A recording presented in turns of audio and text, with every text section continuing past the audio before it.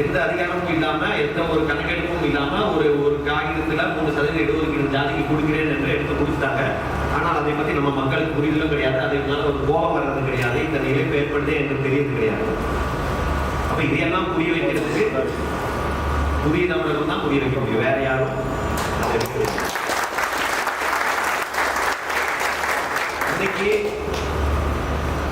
நம்மளாம் பேசலாம் ஒற்றுமையா இல்லை அப்படின்னு பேசலாம். ஆனா இங்க ஒற்றுமையா இல்லைங்கிறது ஏதோ ஜாதியில பல அமைப்புகள் இருப்பது போல, அவர்கள் எல்லாம் பிரிஞ்சு இருக்கிறது போல பல சித்தரிக்க நினைக்கிறாங்க. அப்படி சித்தரிக்க நினைக்கிறது அவங்களுக்கு வேணா லாபம் இருக்கலாம் தவிர சமூகத்தில் நிலைமை அப்படி கிடையாது. இங்க என்றைக்கும் எதிரோ திராவிடத்துல போய் சிக்கி கொண்டவர்கள் பெரும்பாலும் இன்னைக்கும் திராவிடத்தில் சிக்கி கொண்டு திமுக வாக்காளர்களாக தான் நம்ம மக்கள் இருக்கிறாங்க. அதுதான் யதார்த்தம். 40 வயதுக்கு மேற்பட்டவர்கள்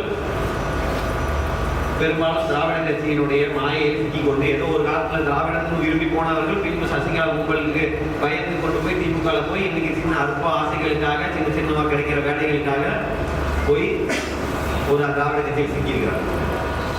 அப்புறம் புதிதாக வரக்கூடிய இளைஞர்கள் வேற ஒரு எப்படியாவது மாற்றம் வந்து விடாதா, அந்த தேசியம் வந்துட்டா தமிழ் தேசியம் வந்துட்டா நம்மளுக்கு அதிகாரம் வந்து விடாதா என்ற நோக்கத்துல போய் தமிழ் தேசியம் பேர்ல போய் இன்னொரு கட்சியில போய் ஐக்கியமாகிறது.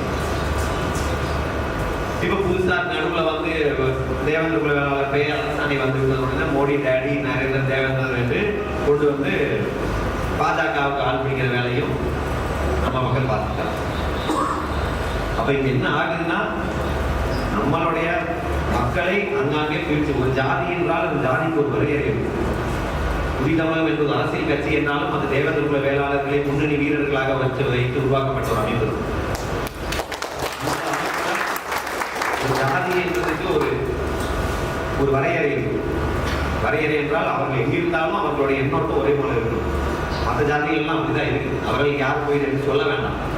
டாக்டர் கிருஷ்ணசாமி அவர்கள் வந்தால் அவருக்கு எதிராக ஓட்டு போட, அவருக்கு எதிராக வேலை செய்ய, கலந்து தூக்கி கரண்ட் கட் பண்ணி யாரும் சொல்றது கிடையாது. அவனுக்குள்ளேயே நம்மளை பார்த்தா நெரிசல் ஏற்படுது. எல்லாரும் அந்த மாதிரி நிறையா ஜாதிகளுக்கும் ஒவ்வொரு நிறம் இருக்கும், ஒரு அவர்கள் கேரக்டர் இருக்கு. ஆனா இங்க ஒரு கேரக்டரே இல்லாம இந்த ஜாதி மாறிக்கொண்டு வருவது என்பதுதான் இங்க அபாயம். இங்க நினைத்த இடத்துக்கு போகிறது, அங்க பாதி பிச்சு எல்லாம் 10% ஒரு கட்சிக்கா போய் பிரிந்து கிடக்கிறதுல யாருக்கு என்ன லாபம்?